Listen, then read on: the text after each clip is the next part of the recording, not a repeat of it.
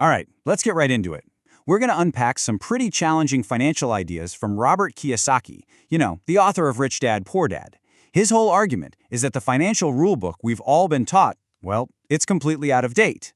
And this quote, wow, this is the heart of it all. It's a direct shot at the advice most of us have heard our entire lives. You know the drill. Go to school, get a good, safe job, save your money.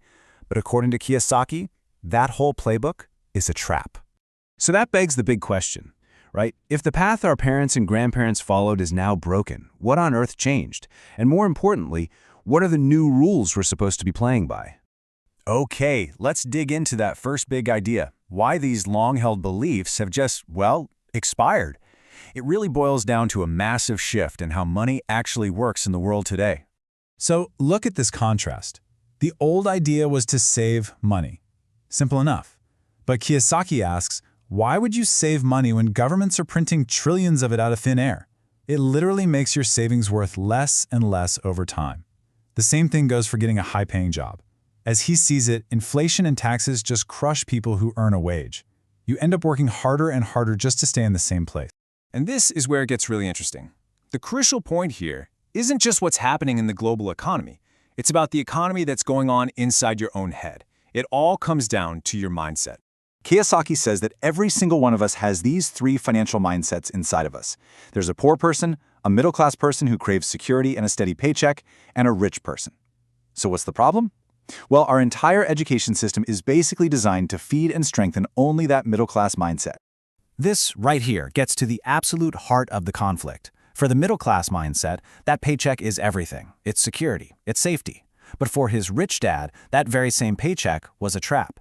It was something that could actually make you a slave to money. And this quote just sums it up perfectly. It's not that paychecks are evil, but the act of accepting one fundamentally changes how you think. You become an employee, and you start operating with an employee's rules and an employee's limitations. So how does someone actually break free from that mindset? Well, let's take a look at a really pivotal moment in Kiyosaki's own journey. He tells this fantastic story about leaving his job at Xerox. He gets his final bonus check, a cool 30 grand, which is both exciting and completely terrifying. A colleague who tried to start a business and failed tells him, "You're gonna fail and you'll be back." But Raya Kosaki's response shows the critical mindset shift. He said, "I'm going to fail and I'm never coming back." He accepted failure as part of the process, not as a reason to run back to safety. And that's really the core of it. Giving up that steady paycheck isn't just a financial move. It's a test of who you are. When you don't have that safety net, you are forced to get hungrier. You're forced to get smarter and more resourceful. You find out what you're really made of. Okay, now we're going to get into the part that really flips conventional financial wisdom completely on its head. We're going to look at the two things most people are taught to fear more than anything: debt and taxes. Now, that is a shocking statement for most people. We're told our whole lives to get out of debt and that taxes are just this unavoidable burden. But Kiyosaki's argument is that for the rich, debt and taxes aren't liabilities at all. They are actually powerful tools for building wealth. So how does this work in the real world? Here's an example he gives. He had $300 million in debt. Now, instead of freaking out and trying to pay it all down, he just refinanced it from 5% interest to 2.5%. That one move cut his cost of money in half, which put a fortune back into his pocket every single month as cash flow. He used debt to get richer. So the shift in thinking is crystal clear. The obsolete idea is to get out of debt. The new rule, if you want to play the game like the rich, is to learn how to use debt to buy assets that make you money. Now let's switch over to taxes. Kiyosaki tells this story about his doctor, who was ecstatic because he finally made $1 million in a single year. But when he asked him how much he paid in tax, the answer was a staggering $750,000. And then you see this number. Kiyosaki says that when he makes $1 million, he pays zero in tax. The difference is just jarring. I mean, how is that even possible? Well, here's the basic idea. It all goes back to lesson number 1 from his book. The rich don't work for money. When you get earned income from a job, it's taxed at the highest rates. But entrepreneurs create businesses and they acquire assets like real estate.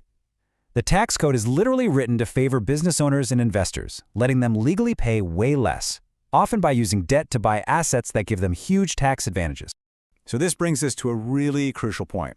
While everybody is worried about the external economy, recessions, inflation, what the stock market is doing. The real focus should be on the one economy you have absolute, total control over.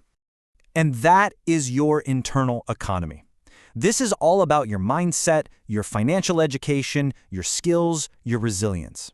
A person with a strong internal economy can find opportunity and thrive, no matter if the external economy is booming or busting. This lays out the difference perfectly. Someone with a weak internal mindset always has an external focus. They blame the government, they blame the economy for their problems. They're terrified of making mistakes. But the entrepreneur with a strong internal focus knows that failure is just feedback. It's an opportunity to get smarter. They don't worry about losing their job because their security comes from within, not from some company. This quote really just drives the whole point home.